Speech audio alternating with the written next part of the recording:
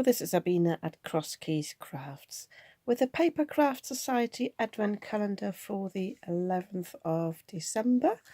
This one is by Card Making Magic, and what we've got inside, I've already had a sneak view, is some dies, some foliage dies.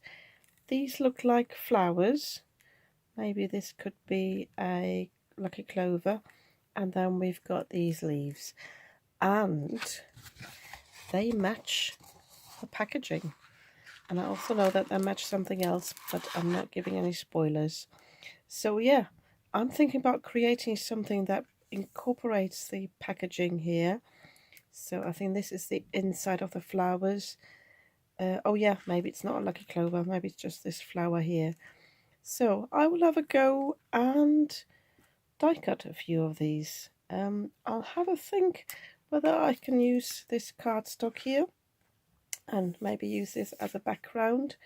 I'll have a think about that, so I might just stay in this colour scheme with some white, but I shall do some die cutting off camera now, and then I come back and show you what I want to do. Okay, so I have decided to create a trellis bridgefold card. I've seen this on some Calcott's YouTube channel, and I had a quick look just what card I would like to create, and this really appeals to me. So I have gone ahead and I have cut today's wallet and one from, I think it was from the 6th of, can't remember now, from the 6th of December. I've cut those apart, so I've got enough strips here.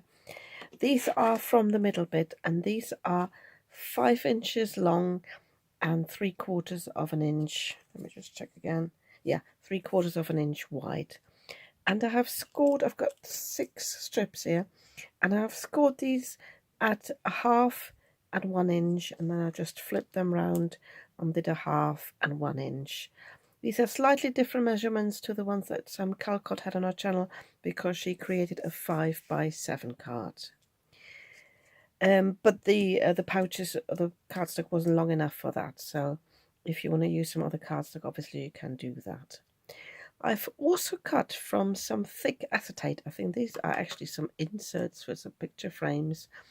I've cut a piece that is 5 7/8 long, just because my card base isn't quite 6 inches long, and the top bit is, or the width here is 3 inches or just under, because I need this here to support the middle bit.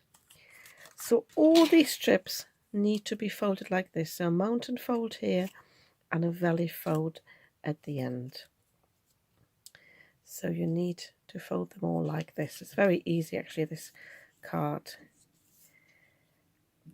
And then these get adhered to the acetate.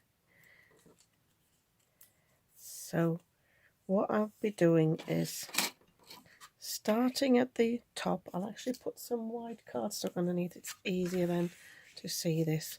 So with my red tape, I'm going to put red tape, I think I'll put it on the strips. By the way, I'm using the inside on the front, so the outside is the shiny bit. I decided against using the pattern, so I'm just using that there. This one looks a bit wonky. It's a bit wider than the others. I think it's because on my guillotine I can't really see the 3/4, so it's a bit of a guesswork. This one might be slimmer than the others, but it doesn't really matter. So I'm going to put some red tape here in the middle, and then I'm going to stick these down. I'm starting on the top, and I will also pop one at the bottom, and I think then I'll be working my way in. I might actually be fine with just 5 of these. It really depends on how big you want the gaps to be, or I could just move these like this. I think I'm just going to eyeball this. Yeah, I think this is nicer, because when I put the foliage on, I can have foliage going from one strip to the other. So I've cut the foliage, by the way. I've cut it once in wide and once in this cardstock here. I might need a few more, but I've also dug out these sticker sentiments from the beginning of the month, so I'm sure I will use some of these now. as well. So I'm just sticking these down off camera, and then I'll show you how we adhere it to the card and how we're going to decorate this. I have stuck all my strips down. I eyeballed this, but you obviously can use your grid underneath if you're not sure. So before I stick this down onto the card base, I'm going to decorate mine now. So I'm just using my collal glue, and I'm going to stick these down. I think I will just use the pattern here for reference again. I've also stuck one of the sentiments down on white cardstock and cut this out, so that will go on here as well. So again, I'll do this off camera to keep this video short, and then I'll show you how we glue this onto the card base. I've glued all the flowers down. It is a bit of higgledy-piggledy, but I wanted it to be a bit like that, like on the packaging.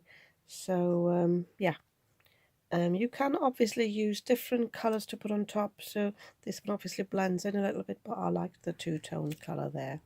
Let me just raise my camera just a little bit. So now we need to glue these down. I've got a top folding card, which is quite good because then it can stand up. And all we need to do is we need to put some glue on the back of these pieces here. I'm using my quick grab glue again.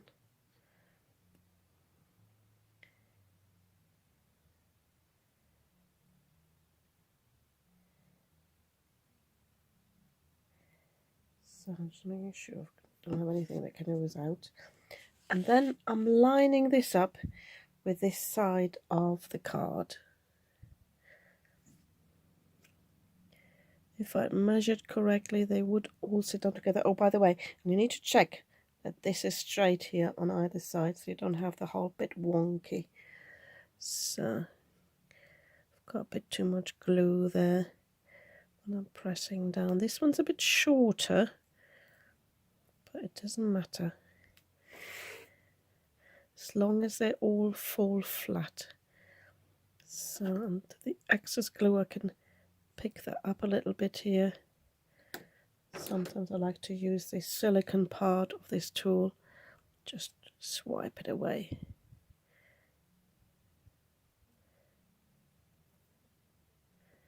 You need a bit of pressure for the quick grab glue to actually grab. So I'm leaving that to sit for a moment until this is definitely dry, and then I'll show you how to attach the other side. When this has dried properly, this took a bit longer because I think because I've got the shiny surface here on this cardstock. Then you fold the whole lot over, press this down, and then you can stick these down. So I've noticed, whether it's due to the scoring or the thickness, whatever, I need to cut these all down. Maybe my card base isn't wide enough, so I need to cut these all down a little bit so that when I glue them down, I'll tell you what, no, I'm going to glue them down first, and then I can turn this over and cut them off then. I think this will be so much easier. So I try not to attach too much glue on the edge that I'm going to cut away anyway.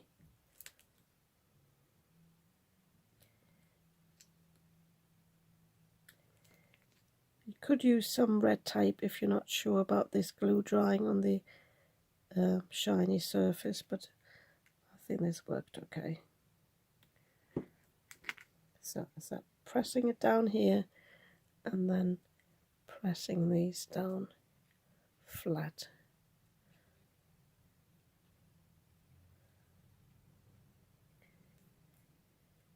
So again, I'm just using my silicone tool to get rid of excess glue, and I'm leaving these to dry, and then I'll show you quickly how to cut off the excess.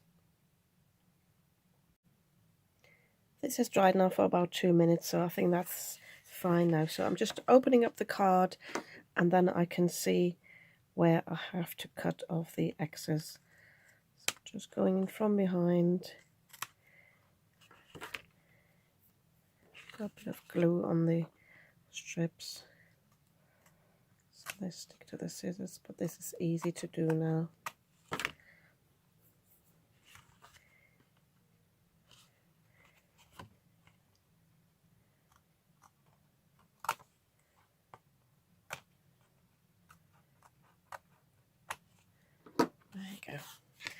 So yeah, that's my finished card. So when the recipient gets it, oh sorry, I'll tell you what I've done, because I've cut this down now. I've got a bit of an edge here on these strips, so you see what I mean. So I can just go over this with my bone folder and just press these down again. And that'll be fine. That's just due to the cardstock there. So when the recipient gets that, they can sit this up like this, and then they've got this beautiful card. Yeah, I'm really pleased with this. I think I will be making some more of these cards because they look really, really nice. They're very impressive. And I do like the little dies. They're a bit higgledy-piggledy. What they do remind me of, I've got a set of dies from Lou Collins from Textures, which are sort of folklore flowers. I think these would really work nicely with those.